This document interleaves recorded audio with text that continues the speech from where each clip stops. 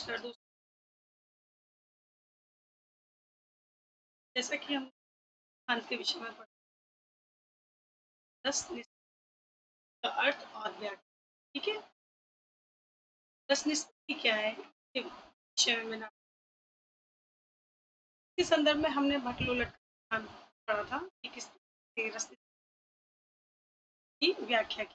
ठीक है, तो इसी को हम आगे बढ़ाते हैं। रस निष्पत्ति में भटलोलट सिद्धांत को देखा, भरत मुनि की जो व्याख्या थी रस के। अब हम देखेंगे शंकु के द्वारा भटलोलट के सिद्धांत को किस तरह से कि इसके संदर्भ में विवेचना की है। ठीक है, तो देखते हैं शंकुक और भट्ट का सिद्धांत। कि जो शंकुक है, अभिनव गुप्त है, भट्ट लोलक है, इनके द्वारा रस सिद्धांत जो दिया गया है और उस सिद्धांत का जो नाम दिया गया है वो हमें ध्यान में रखना है। जैसा कि हमने देखा कि जो सिद्धांत को दिया था तो उन्होंने उत्पत्ति के विषय में बताया। ठीक है, शंकुक और भट्ट लोलट, शंकुक और भट्ट लोलट का सिद्धांत किस तरह से इन्होंने इनके सिद्धांत के विषय में विवेचना की है, इस हम देखें। ठीक है, साथ ही हम देखेंगे कि जो रस निष्पत्ति के संदर्भ में जो विद्वान है के द्वारा क्या मत दिए हैं, जो विद्वान है, जैसा कि पहले हमने भट्ट लोलट देखा, आज हम शंकुक चलेंगे। शंकुक के बाद जो होगा वो है भट्ट नायक और उसके बाद जो विषय में जानेंगे। तो देखिए, परवर्ती आचार्य विशेष है, क्या कहा है शंकुक ने इसके विषय सिद्धांत को लेकर। जैसे परवर्ती परवर्ती ठीक है, आचार्यों आचार्यों परवर्ती आचार्यों विशेषतः शंकु द्वारा क्या है, विशेषतः है शंकुक द्वारा। ठीक है, शंकुक द्वारा क्या किया गया है, भट्टलोलट की व्याख्या का खंडन कर क्या कहा है, भट्टलोलट ने व्याख्या का क्या जो व्याख्या दी थी, व्याख्या का क्या किया है, खंडन किया है। किसके द्वारा किया गया है, शंकु के। हालांकि और भी विद्वान थे लेकिन विशेषतः नाम शंकु का ही आता है। ठीक है, व्याख्या का खंडन कर अनेक आरोप लगाए गए, खंडन कर अनेक आरोप लगाए गए। इस पर उनके सिद्धांत पर आरोप किस प्रकार के थे, देखिए आरोप लगाए गए।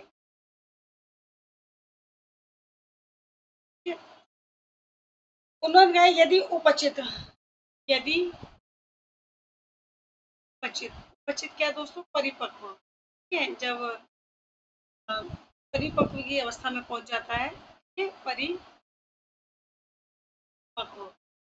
यानी जब उपचित स्थायी भाव रस है, यानी का स्थायी भाव उपचित का क्या है, रस है। स्थायी भाव रस है तो उपचिति की मात्रा निश्चित नहीं, उपचिति की मात्रा निश्चित नहीं, यानी कितनी होगी, संख्या क्या होगी, इसके विषय में भट्ट लोलट ने जो है कुछ भी नहीं बताया है कि मात्रा का स्तर क्या होगा। ठीक है, यदि उपचित की स्थायी भाव रस बता रहे हैं तो इस रस की जो है मात्रा कितनी, किस प्रकार से उपचिति को प्रभावित करे, इसके विषय में जो है किसने, भट्ट लोलट के द्वारा कुछ नहीं कहा गया, ऐसा मानना है शंकु। ठीक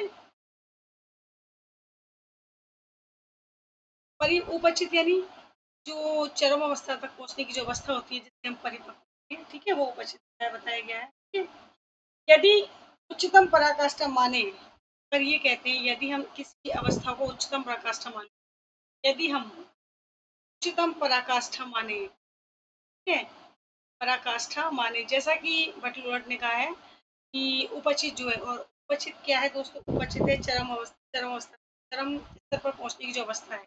तो इसी बात को शंकु कह रहे हैं कि यदि हम इसको उच्चतम पराकाष्ठा माने, ठीक है, तो हास्य व श्रृंगार की अनेक अवस्थाएं असंगत हैं।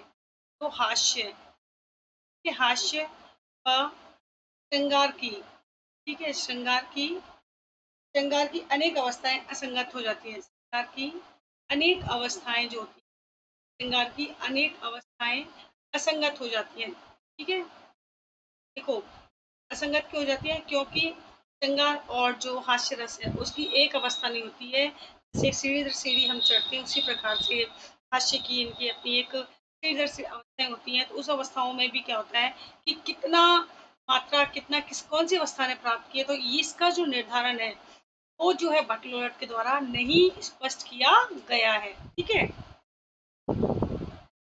जैसे हम कहते हैं कि हास्य के चार, नेक्स्ट पेज पे हास्य के हम क्या माने कि चार वेद माने गए। ठीक है, क्या माने गए, अगर हम बात करें हास्य के 4-5 भेद माने गए हैं। जैसे अगर मैं यहाँ लिख देती हूँ, आपको याद है हास्य रस उसके 4-5 भेद मान गए। तो ये 4 भेद कौन से, जैसे हम कहते हैं पहला कौन सा, स्मित हसित। क्या है, स्मित। ठीक है, ये है हसित। ठीक है, दूसरी बेहसित, ये है बेहसित। और तीसरी अवस्था है उपहसित। ठीक है, और स्मित, हसित, बेहसित, उपहसित। ठीक है, पांचवी अवस्था होती है अपहसित। उपस्थित के बाद आती है अपहसित, यानी 4-5 अवस्थाएं, 5 अवस्थाएं मानी गई हैं हास्य रस की। तो यहाँ पे जैसे कि हम कहें कि स्मित का क्या होता है, अर्थ होता है कि थोड़ा थोड़ा सा हंसना। जब हल्का हल्का व्यक्ति मुस्कुराने लगता है तो क्या होता है, वो क्या कहलाता है, हल्का सा जो मुस्कुराना होता है, क्या है, हल्का सा मुस्कुराना क्या कहलाता है, स्मित कहलाता है। साथ ही हल्के से जब दांत दिखने लगते हैं, हसित। स्मित में बस जैसे हम आप कह सकते हैं हल्का सा मुस्कुराना, हसित में हल्के से दांत दिखने लगते हैं, तो हास्य रस से हासिल कहा गया है। ठीक है, व्यसित क्या हो जाएगी दोस्तों, व्यसित होगी, थोड़े से नेत्र भी तिरछे होने लगते हैं। व्यसित में क्या होता है कि व्यक्ति के नेत्र जो के कारण तिरछे होने लगते हैं। ठीक है, और वो गहराई में हंसता है। व्यसित में क्या होता है, नेत्र तिरछे होते हैं, तो इसका मतलब है कि वो गहराई में हंसता है। ठीक है, उपहसित क्या होता है, इतना अधिक हंसता है। उपहसित में क्या होता है कि वो इतना अधिक हंसने लगता है, क्या होता है उसके कंधे जो है वो भी कंधे, दृष्टि, मुँह से विकृति सब कुछ अलग हो जाती है। यानी मुँह है, कंधा है, दृष्टि, ये सब अलग हो जाती है, यानी जोर-जोर से हँसना। तो दृष्टि जो होती है विकृत सी प्रतीत होने लगती है। ठीक है? तो वो कौन-सी अवस्था होती है? वो उपहसित होती है। और जो 5वीं अवस्था है तो दोस्तों कौन-सी होती है? वो होती है अपहसित। अपहसित में क्या होता है दोस्तों कि व्यक्ति की आँखों से आँसू गिरने लगते हैं, पेट पकड़ने लगता है, ज़मीन पर गिर जाता है, लोट-पोट जाता है। ये कौन-सी अवस्था होती है? अपहसित। ये जो अपहसित की अवस्था है, तो ये जो 5 अवस्थाएँ बताई गई हैं, तो भट्ट के द्वारा दोस्तों, यानी जो उपचित है, जैसा कि भट्ट के द्वारा था, यानी जो चरम स्तर की पहुँचने की अवस्था जो होती है, यानी परिपक्व अवस्था जो है, ठीक है? तो परिपक्वता जो होती है, उपचित जो होती है, सदा वो पराकाष्ठा पर होती है। ठीक है? तो पराकाष्ठा तो अपहसित है। अगर हम हास्य रस की बात करें, तो इसकी हास्य के रस की पराकाष्ठा उपहसित है, जिसमें व्यक्ति ज़मीन पर गिरने लगता है। ठीक है, तो बाकी अवस्थाएं तो बेकार हो गई। यानी यहाँ पर अगर हम मान लें कि ये अवस्था को प्राप्त करता है, ठीक है, सामाजिक जो बाकी जो अवस्थाएं स्मित है, हसित है, बेहसित है और उपस्थित, ये तो क्या होती है, बेकार हो जाती है। यानी इसीलिए शंकुक ने इनके जो सिद्धांत है, आपको पहली बात तो सिद्धांतों के नाम भी याद रखने की, कौन सा सिद्धांत किसके द्वारा दिया गया है। जैसे का सिद्धांत जो है बकलोलट के द्वारा दिया गया है, तो ये ध्यान रखना है कि इसके सिद्धांत का खंडन इसी आधार पर किया है शंकुक ने। ठीक है, कि ये अवस्था सारी, अगर वो इस अवस्था को प्राप्त करा परिपक्वता की स्थिति में, क्या बाकी अवस्था ये बेकार हो जाती है। इन्होंने इसी आधार पर इनके मत का खंडन किया है शंकुक। ठीक है, नेक्स्ट देखिए, विभाव और स्थायी भाव में नेक्स्ट मत कह देते हैं जो विभाव है, ये विभाव, ठीक है, और स्थायी भाव में, विभाव और स्थायी भाव में, और स्थायी भाव में, ठीक है, विभाव और स्थायी भाव में कारण कार्य भाव क्या होता है, कारण कार्य भाव। ठीक है, कारण कार्य जो भाव है, अगर हम कहें इसको उत्पादक और उत्पाद्य है, उत्पादक और उत्पाद्य है।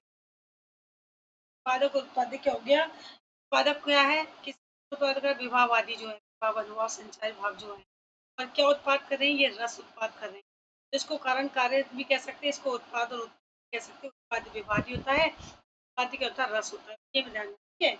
संबंध की स्वीकृति घटित नहीं होती, यानी कार्य कार्य भाव के संबंध के स्वीकृति क्या है, स्पष्ट नहीं, स्पष्ट नहीं, ठीक है, स्पष्ट नहीं होती, क्योंकि काव्य के विभाव के नष्ट, क्योंकि काव्य के विभाव के, ठीक है, क्या है, नष्ट हो जाने पर, काव्य का जो विभाव है नष्ट हो जाने पर, काव्य के विभाव पर स्थायी भावात्मक रस भी, स्थायी भावात्मक क्या है, रस भी, ठीक है, रस भी नष्ट हो जाएगा, नष्ट जाएगा। ठीक है, कि संभव नहीं है, संभव नहीं है, किसने कहा संभव, जबकि स्थायी भाव तो सदैव विद्यमान रहते हैं, यानी स्थायी रूप में हम गए, स्थिर रूप, शांत रूप में कहीं ना कहीं मनुष्य के हृदय में रहते हैं। ये कि इनका क्या कहना है भट्ट का, कि विभाव और स्थायी भाव में कार्यकारक संबंध स्पष्ट नहीं होती यहाँ पर। ठीक है, क्योंकि काव्य के विभाव के नष्ट हो जाने पर स्थायी भाव जो है नष्ट हो जाएगा, जबकि संभव नहीं है, क्योंकि स्थायी भाव जो होते हैं स्थिर होते हैं, विद्यमान होते हैं, शांत होते हैं। ठीक है, तो ये नष्ट नहीं हो सकते, जो कि नहीं है, ऐसा द्वारा कहा गया है, शंकुक के द्वारा भट्ट के लेकर कहा गया है। ठीक है, नेक्स्ट देखिए, नट के माध्यम से, आगे क्या कहते हैं शंकुक, नट के माध्यम से, नट क्या है, अभिनेता। ठीक है, नट के माध्यम से, नट के माध्यम से वास्तविक रामादि द्वारा प्राप्त किया, वास्तविक, वास्तविक रामादि द्वारा, रामादि द्वारा प्राप्य। ठीक है, प्राप्य मूल रस का आस्वादन, रस का आस्वादन। ठीक है, मूल रस का आस्वादन प्राप्त करना, प्राप्त करना सहृदय के लिए, सहृदय समाज के लिए। ठीक है, सहृदय के लिए, सहृदय के लिए असंभव है, क्योंकि सहृदय के लिए असंभव है। ठीक है, क्योंकि,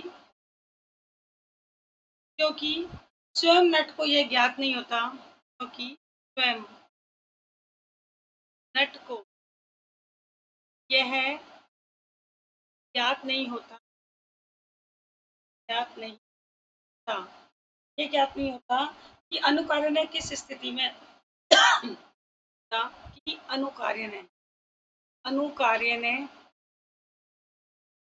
किस स्थिति में किस स्थिति में किस प्रकार के आस्वादन प्राप्त किया होगा, किस स्थिति में किस प्रकार का आस्वादन प्राप्त किया होगा। ठीक है, प्राप्त किया, तो ये शंकुक के द्वारा कहा गया है। इनके है अनुकार्य कौन है, अनुकार्य है हमारे रामादि जो है वो अनुकार्य। ठीक है, तो क्या करें, नट के माध्यम से वास्तविक रामादि, जो वास्तविक रामादि पात्र है, हम इन वास्तविक रामादि पात्रों को क्या कहते हैं, अनुकार्य भी कहते हैं। ठीक है, तो प्राप्य मूल रस का आस्वादन, इनके द्वारा जो मूल रस का आस्वादन किया जा रहा है वो सहृदय के लिए संभव नहीं है, क्योंकि स्वयं नट को जो समाज के लिए संभव क्यों नहीं, क्योंकि नट को ये नहीं पता होता कि जो अनुकार्य ने किस प्रकार का आस्वादन प्राप्त किया होगा, तो इसीलिए शंकुक ने इनके खंडन किया है। ठीक है, वो केवल अनुसंधान के आधार पर ही होता है, अभिनय के द्वारा हवा व्यक्त करता है। तो यहाँ पे क्या है, वो जो प्रकट कर रहा है उस रस को, उस स्थिति को, तो वो केवल अनुसंधान के आधार पर प्रकट करता है, हाव भाव के आधार पर अभिव्यक्त करता है। लेकिन वास्तविक स्थिति क्या है, यह स्वयं नट को नहीं मालूम होता, नट को नहीं वजह होने से हृदय के लिए इन सब वास्तविक स्थिति प्राप्त करना बहुत ही असंभव है। ठीक है, डॉक्टर नगेंद्र और भट्ट का सिद्धांत। अब डॉक्टर नगेंद्र जो है, इनके सिद्धांत के संदर्भ में क्या मत देते हैं, देखिए डॉक्टर नगेंद्र। ठीक है, और भट्ट लोलक का सिद्धांत, और भट्ट जैसा कि शंकुक के द्वारा इनके जो मत है उसको दो आधारों पर इन्होंने खंडन किया, एक तो आस्वादन के नहीं में स्थिति रही है, और एक जो रस है किस प्रकार से इन्होंने कहा कि नष्ट हो जाता है, जबकि रस जो है स्थायी भाव से, स्थायी रूप से जो हृदय में विद्यमान रहता है वो नष्ट होता ही नहीं है। तो दो बातों को लेकर इनके मत का खंडन किया डॉक्टर नगेंद्र और भट्ट लोलक, यानी डॉक्टर नगेंद्र जो इनके सिद्धांत के विषय में क्या कहते हैं इसको। ठीक है, देखिए डॉक्टर नगेंद्र ने इस मत की चार विशेषताएं मानी। यहाँ पर जो डॉक्टर नगेंद्र है, इन्होंने शंकुक के द्वारा तो इसका खंडन किया गया, लेकिन डॉक्टर नगेंद्र ने इस मत की चार विशेषताएं, ठीक है, चार विशेषताएं मानी है। वो चार विशेषताएं कौन सी उसको है, ठीक है, चार विशेषताएं मानी। आपको इनके सिद्धांत की इसमें ये ध्यान रखना है कि भट्ट लोरट का जो सिद्धांत है तो इसमें किस बात की चर्चा की है, और अगर शंकुक ने इसका खंडन किया तो किस आधार पर किया है, ये हमें ध्यान में रखना है। ठीक है, तो देखिए यह व्याख्या भरत सूत्र की अन्य व्याख्याओं, यह व्याख्या कौन सी, लोलट की व्याख्या, यह व्याख्या, ठीक है, यह व्याख्या भरत सूत्र की अन्य व्याख्याओं की अपेक्षा, भरत सूत्र अन्य व्याख्याओं की अपेक्षा, अन्य व्याख्याओं की अपेक्षा, अन्य व्याख्याओं की अपेक्षा क्या है, मूल के निकट है, यानी जो मूल रूप से बात की गई है इनकी व्याख्या में वो स्पष्ट हो रहा है। ठीक है, जो मूल है, भरत सूत्र ने जो मूल दिया है वो इसी व्याख्या के निकट माना गया है। भट्ट लोलट ने कला में क्या कह रहे हैं, भट्ट लोलट ने कला में वस्तु के महत्व को स्थापित किया है। कला में, कला में क्या किया है, वस्तु के महत्व को स्थापित, वस्तु के महत्व को क्या किया है, स्थापित किया है भट्ट लोलट।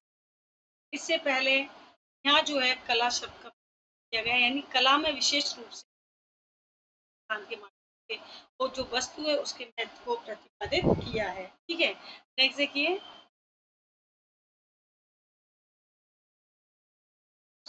अभिनेता द्वारा रसानुभूति की घोषणा। दूसरी विशेषता है वो क्या कहते हैं, अभिनेता द्वारा, जो नट या नटी है, अभिनेता द्वारा, ठीक है, अभिनेता द्वारा रसानुभूति की घोषणा क्या है, रसानुभूति की घोषणा, रसानुभूति की घोषणा नाट्य कला में एक अद्भुत मोड़, नाट्य कला में एक क्या है,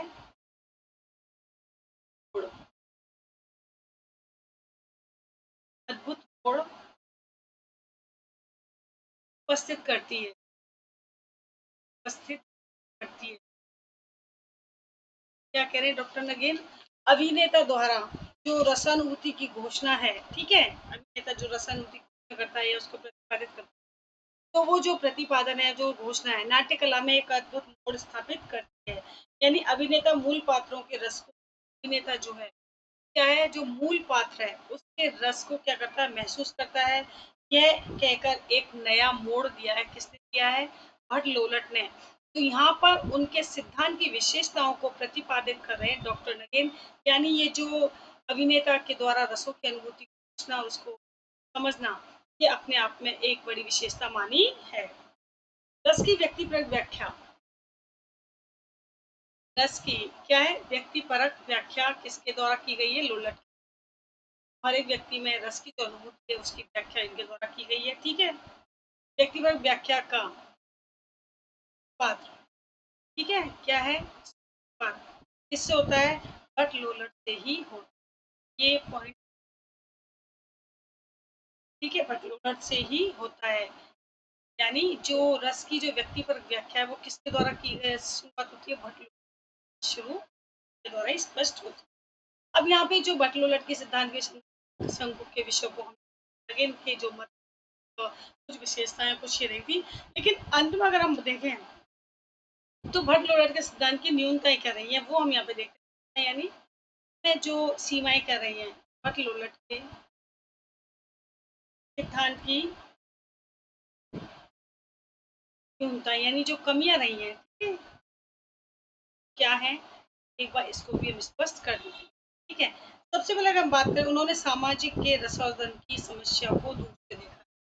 उन्होंने, किसने, भट्ट ने क्या कहा है, क्या है, सामाजिक के, सामाजिक कौन है, हमारा दर्शक है, ठीक है, ध्यान रखना है, साहित्यिक जैसे हमारी साहित्यिक शब्दों का प्रयोग, तो उन्होंने सामाजिक के रसास्वादन की, के रसास्वादन की, ठीक है, सामाजिक के रस समस्या को दूर से देखा है, समस्या को दूर से देखा है। पहली तो न्यूनता इसके अंदर दिया जाती है, देखिए दूसरे, वे उसे,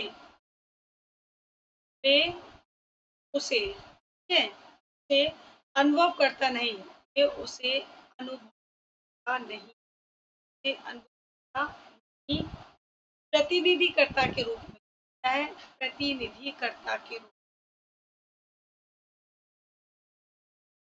प्रतिनिधिकर्ता के रूप रखकर, ठीक है, रखकर रस की समस्या पर विचार करते, रस की समस्या पर विचार कर,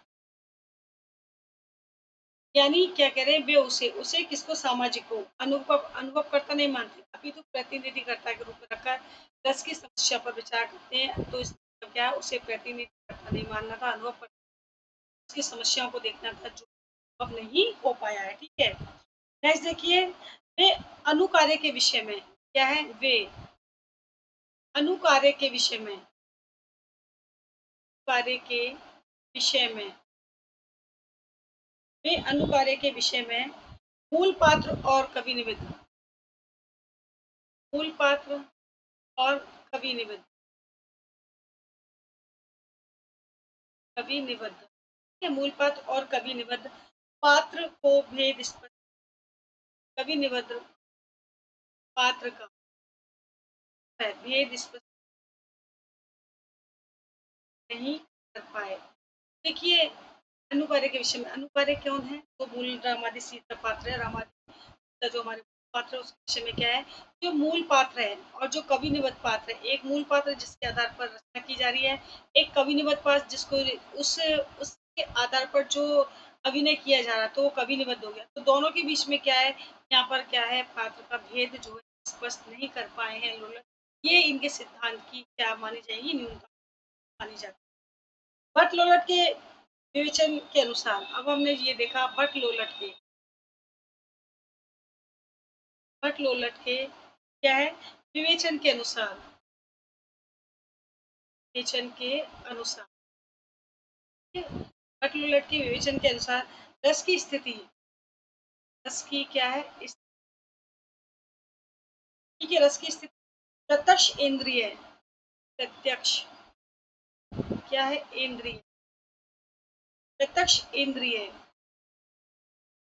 मानसिक भाव से अभिन्न, मानसिक भाव से क्या है, अभिन्न, अभिन्न, और तदनुसार, और तदनुसार सुख दुखात्मक हो जाती है, आत्मक,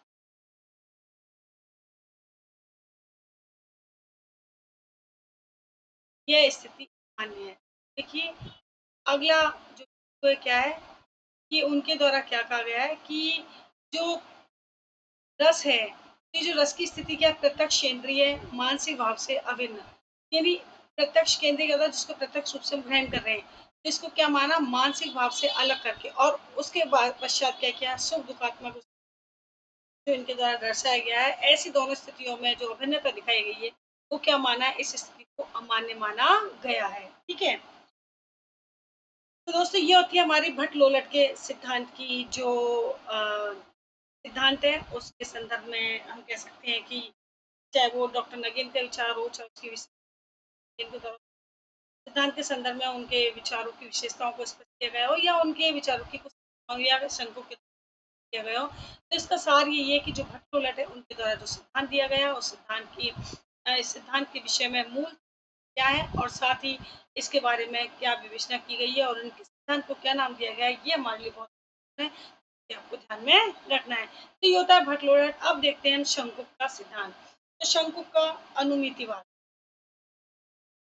क्या है, शंकुक का अनुमिति, तो इनके सिद्धांतों को नाम याद रखने हैं। ठीक है, अनुमितिवाद किसका सिद्धांत है, रसवत्ती के संदर्भ में, ये हमें ध्यान, शंकुक, शंकुक के अनुसार देखिए, शंकुक के अनुसार, शंकुक के अनुसार के सिद्धांत के विषय में देख लेते हैं। शंकुक के अनुसार स्थायी भाव मूलतः, स्थायी भाव जो होता है, स्थायी भाव होता है, वैसे स्थायी भाव तो हृदय में रहता है, मूलतः रामादि अनुकार्य में होता है, रामादि अनुकार्य यानी पात्र है कार्य में, क्या कह रहे हैं कि जो स्थायी भाव होता है वो किस होता है, रामादि अनुकार्य के अंतर्गत होता है, कार्य में होता है, किंतु रस की निष्पत्ति में, किंतु रस की निष्पत्ति में है, रस की निष्पत्ति। विशेष योगदान नट नटी का होता है। विशेष योगदान क्या होता है? नट नटी का होता है। ठीक है?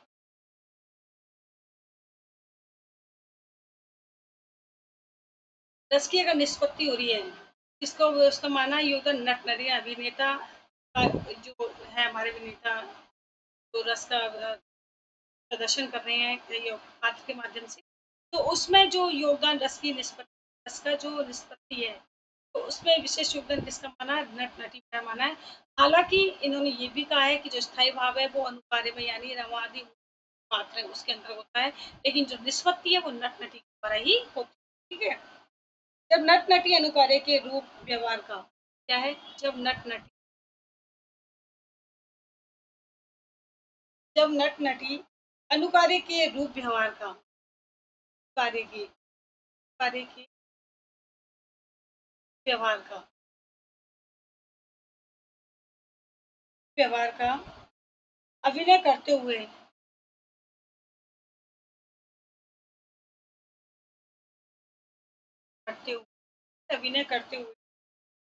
रंगमंच पर प्रणय का दृश्य प्रस्तुत। रंगमंच रंगमंच पर प्रणय का दृश्य प्रस्तुत।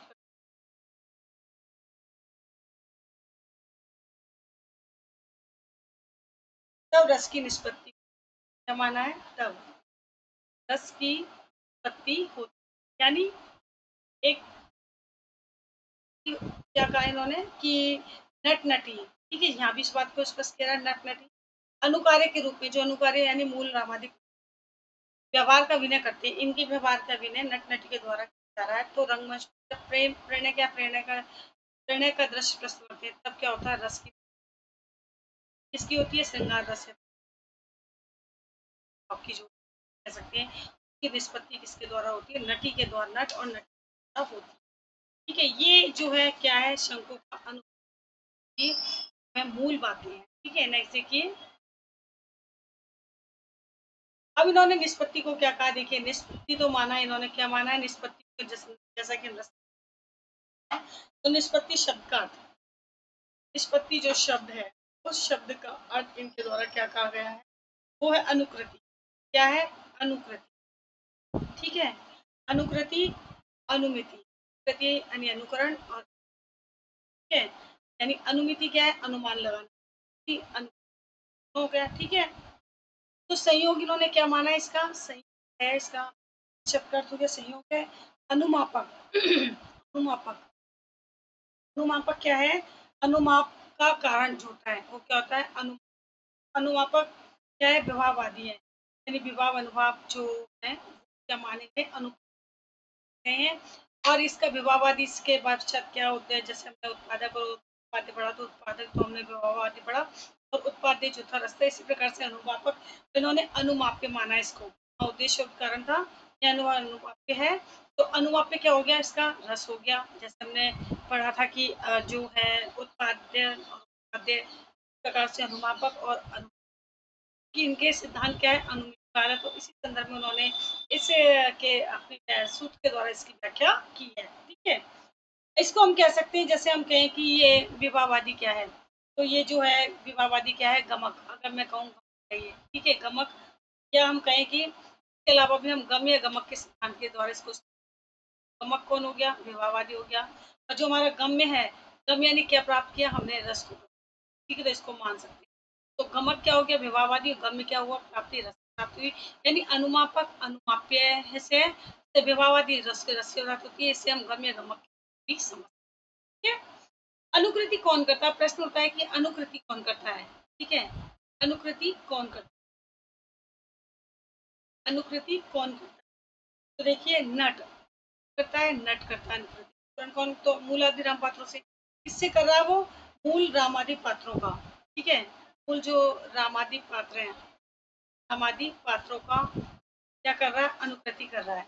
यानी इसको हम अनुकार्य भी क्या क्या क्या कह सकते हैं? अनुकार्य। जो अनुकार्य है, अनुकृति कौन कर रहा है? अनुकार्य करते हैं जो है उनके पात्रों का कौन करता है? नट करता है, जिसके मूल नामादि पात्रों की। प्रतिकरण नट, ठीक है। अनुभाग को अनुमान, ये जो है अनुमान, अनुमान कौन करता है, अनुमान कौन करता है, प्रश्न आता है अनुमान कौन करता है, अनुमान करता है दोस्तों सामाजिक, कौन कर रहा है, सामाजिक। सामाजिक कौन है, प्रेक्षक और दर्शक दोनों कहा जाता है। कौन है, इसको प्रेक्षक और दर्शक दोनों ही कह सकते हैं।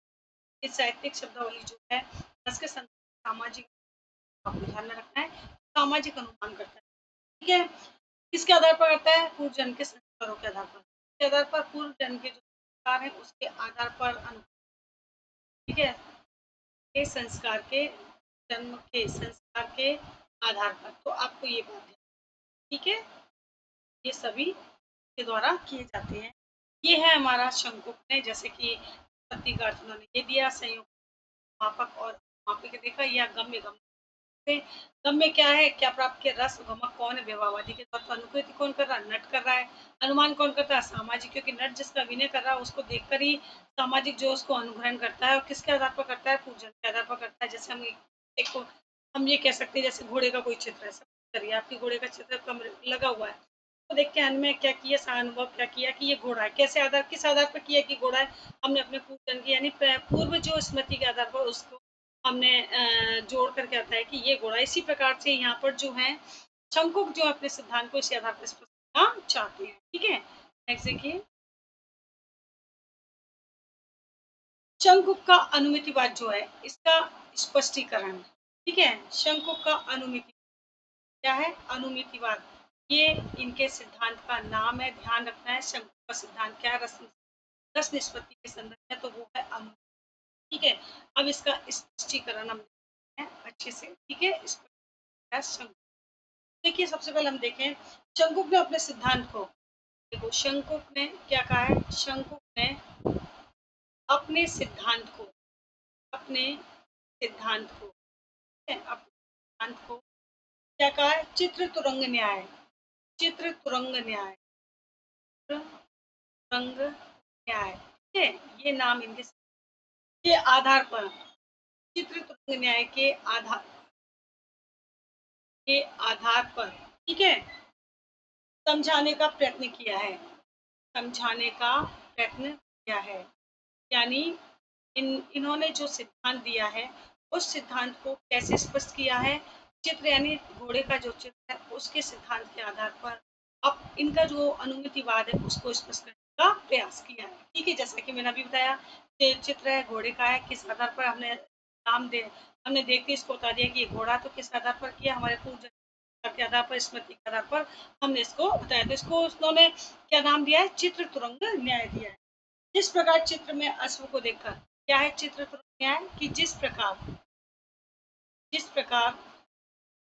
चित्र में अश्व को देखकर, चित्र में क्या है, अश्व को देखकर, अश्व यानी घोड़ा, ठीक है, अश्व को देखकर, अश्व को देखकर अश्व की प्रतीति होती है, किसकी प्रतीति होती है, अश्व की, यानी कि ये अश्व ही है इसका प्रतीति, ठीक है, प्रतीति होती है।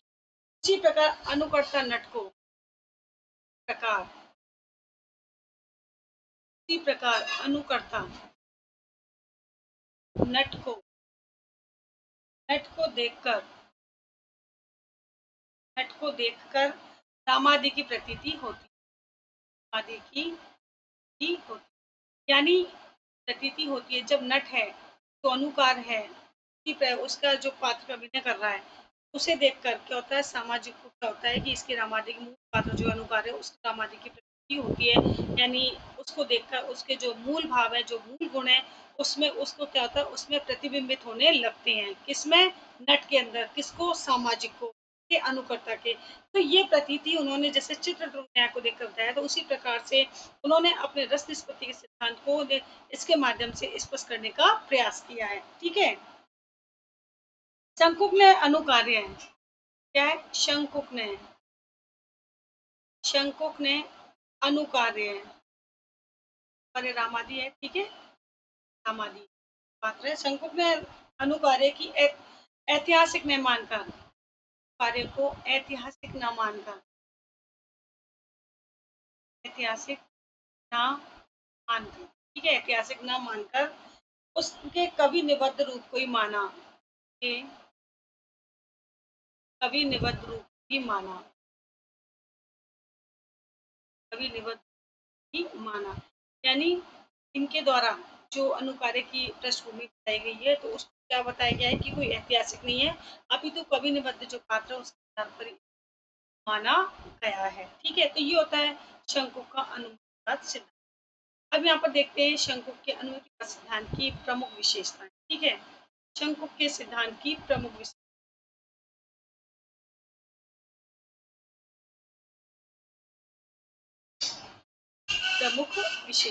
ठीक है,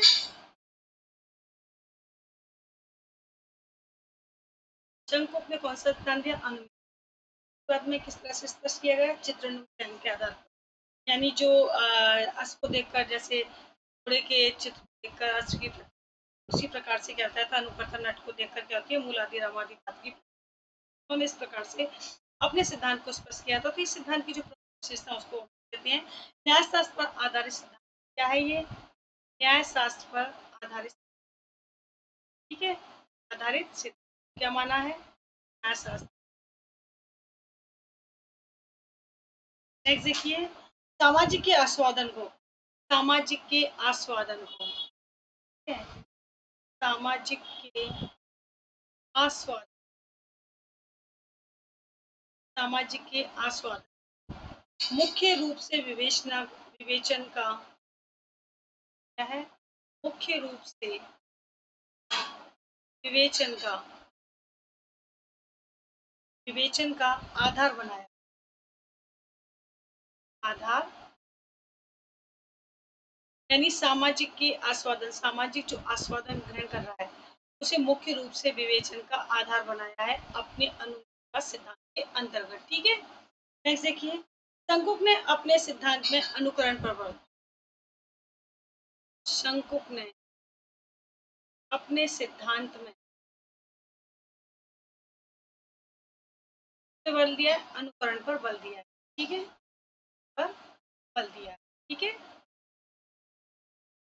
नेक्स्ट देखिए, वे नट के अनुकरण, वे, ध्यान रखना, अनुकरण अनुमितिवाद है, इसलिए यहाँ पर क्या किया उन्होंने? अनुकरण पर बल दिया, ध्यान रखिएगा। ठीक है, वे नट के अनुकरण, वे नट के अनुकरण, ठीक है, अनुकरण और सामाजिक प्रतीति, और सामाजिक प्रतीति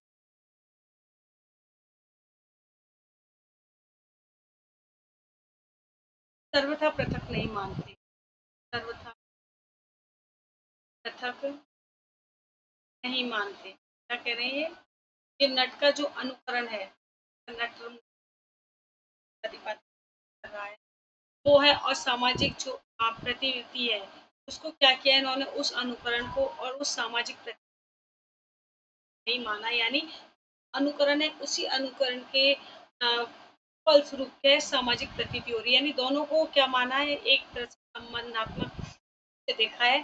तो यहाँ पर क्या कह सकते हैं कि इसको बिल्कुल इन्होंने नहीं माना है। ठीक है, शंकुक ने नाट्य में अनुकार्य का अर्थ, शंकुक ने नाट्य में, नाट्य में अनुकार्य का अर्थ क्या है? अनुकार्य, कार्य का अर्थ कवि निबद्ध पात्री माना, कवि निबद्ध पात्री। देखो इनकी विशेषताएं क्या है, देखो शंकुक ने क्या कहा है कि सिद्धांत में की जो नाट्य में अनुकार्य का जो अर्थ है वो क्या है? कवि निबद्ध पात्र है। अनुकार्य क्या है? जो हमारे मूल रामादि सीता पात्र जो उसकी, उसी का अर्थ कवि, वो ही क्या हो गया हमारा? कवि निबद्ध जो पात्र है, यानी जो नट है, नटी है, उसी को इन्होंने इसका रूप माना है, यानी एक दूसरे का पूरक माना है शंकुक ने। जैसा कि उन्होंने कहा कि अनुकरण और सामाजिक प्रतीति अलग नहीं होती, उसी प्रकार से अनुकार्य और कवि निबद्ध पात्र दोनों क्या है? एक दूसरे के पूरक है। ठीक है, उन्होंने रस विवेचन को, क्या है? उन्होंने रस विवेचन को, रस विवेचन को निश्चित दार्शनिक भूमिका पर, क्या है? निश्चित दार्शनिक भूमिका पर, दार्शनिक पर प्रतिष्ठित किया,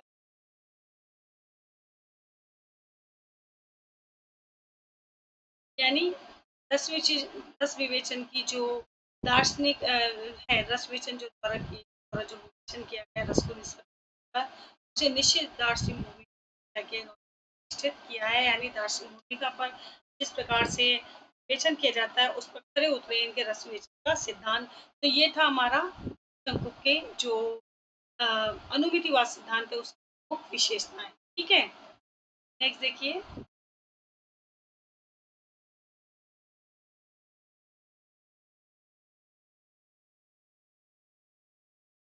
शंकु के क्या है कि इनका जो रस है, इनका जो सिद्धांत है उसकी जिस प्रकार से हमने क्या पढ़ा था दोस्तों, की हमने की जो है विशेषताएं रहती है, कहीं ना कहीं कुछ न्यूनता इनकी भी रहती है। इसी प्रकार से शंकु के सिद्धांत की कुछ न्यूनता है।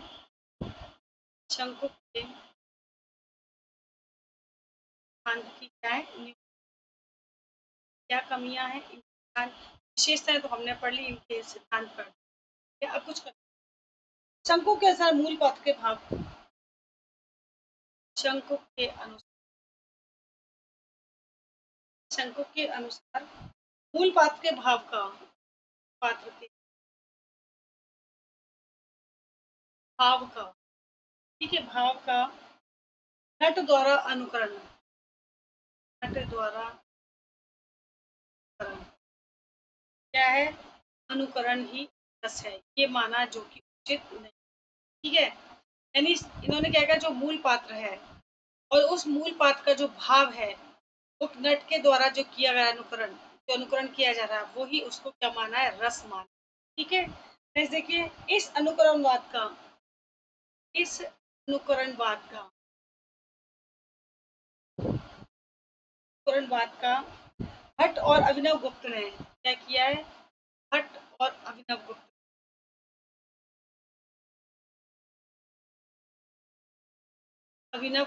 ने तीव्र विरोध किया। क्या किया, तीव्र विरोध किया, क्योंकि पात्र के भाव क्या हो सकते हैं, ठीक है, और नट के द्वारा जो अनुकरण किया जा रहा है उसका रस क्या होगा, ये दोनों अलग विषय हैं, लेकिन यहाँ पर क्या किया गया है, दोनों को एक माना गया है।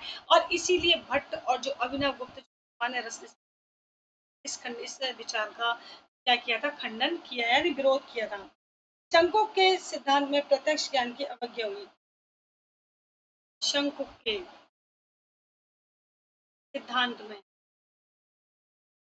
में क्या हुआ, प्रत्यक्ष ज्ञान की अवज्ञा हुई है। ये प्रत्यक्ष ज्ञान की अवज्ञा, ये इनकी जो है न्यूनताओं के अंतर्गत आता है, जिनके द्वारा सिद्धांत दिया गया है। इसमें क्या प्रत्यक्ष ज्ञान की अवज्ञा यहाँ पे सिद्ध है सैद्धांतिक रूप से, जबकि प्रत्यक्ष ज्ञान की अवज्ञा की गई। ठीक है, अनुमान पर बल देने के कारण इस सिद्धांत के अनुसार क्या है, अनुमान पर बल देने के कारण, बल देने के कारण, ठीक है, बल देने के कारण इस सिद्धांत के अनुसार, इस सिद्धांत के अनुसार इस सिद्धांत के अनुसार प्रेक्षक का आलम्बन क्या है, प्रेक्षक कौन है, सामाजिक प्रेक्षक। ठीक है, प्रेक्षक का आलम्बन, प्रेक्षक का आलम्बन से किसी प्रकार का, प्रेक्षक का जो है आलम्बन से किसी प्रकार का, आलम्बन से किसी प्रकार का, ठीक है, किसी प्रकार का संबंध नहीं रह जाता, संबंध नहीं रह जाता, ठीक है, संबंध नहीं रहता, किसी प्रकार के संबंध के अभाव में। तो जब संबंध ही नहीं है तो किसी प्रकार के संबंध के अभाव में, प्रकार के संबंध के अभाव में, भाव में क्या होगा, रसास्वादन, रसास्वादन कैसे हो सकता है। प्रश्न क्या होता है कि जब केवल अनुमान के बल पर, अनुमान चूंकि इनके सिद्धांत का नाम क्या है, अनुमितिवाद है, और इसी अनुमितिवाद के अनुमान के पर बल दिया गया, और इस अनुमान पर बल देने के कारण इस सिद्धांत के अनुसार के प्रेक्षक जो सामाजिक है, दर्शक है, वो जो आलम्बन है कि प्रेक्षक का क्या हुआ, आलम्बन से भाव है, प्रकार का संबंध नहीं रहता, किसी प्रकार के संबंध के अभाव में तो रसास्वादन कैसे हो सकता है, ये प्रश्न उठता है, जो कि सिद्धांत की क्या है, न्यूनतम कमियों के अंतर्गत इसको देखा गया है। नेक्स्ट देखिए। शंकु के सिद्धांत के में शंकु के इस सिद्धांत में ये शंकु के इस सिद्धांत में अभिनय तत्व को प्रधान क्या किया गया? अभिनय जो तत्व है, अभिनय तत्व प्रधान, अभिनय तत्व को प्रधान और काव्य तत्व को गौण माना, और काव्य तत्व को गौण माना, काव्य तत्व को गौण माना, जबकि रस परिपाक का मूल काव्य ही है, जबकि रस परिपाक का मूल कारण, जबकि रस जो है परिपाक, रस जो प्राप्ति होती है का जो मूल कारण है, ये मूल कारण क्या है? काव्य ही है।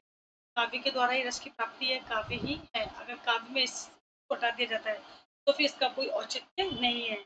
अभिनय तो इसका पोषक मात्र, हम कहें कि अभिनय जो होता है, जैसा कि इन्होंने कहा अभिनय तो पोषक मात्र होता है, जैसा कि इन्होंने कहा कि मात्र है। शंकु इस में क्या अभिनय तत्व को, अभिनय जो किया जा रहा है इस तत्व को क्या किया गया? प्रधान, और काव्य तत्व को गौण मान लिया गया। यानी जबकि क्या होता है कि रस परिवार का मूल कारण काव्य होता है, काव्य के बिना तो अभिनय की कोई प्रधानता ही नहीं है, और अभिनय तो केवल इसका पोषक मात्र होता है। तो इसके आधार पर क्या हो, इस सिद्धांत की आलोचना की गई थी।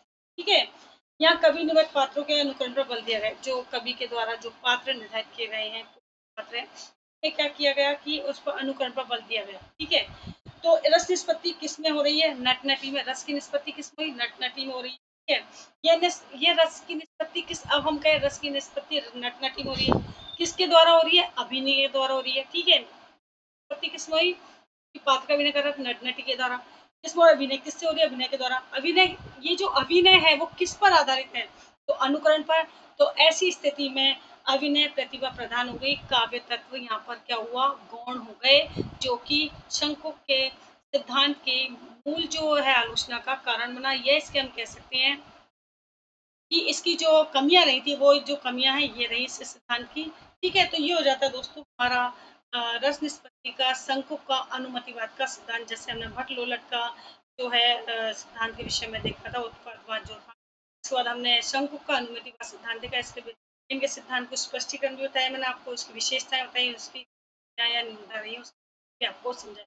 अगला जो होगा दोस्तों वो होगा हमारा जो है भट्ट नायक का मुक्तिवाद और अभिनव गुप्त का सिद्धांत रहेगा। इसके विषय में जो चर्चा है इस सब में विस्तार से करेंगे। आई होप आपको यहाँ तक समझ, ठीक है।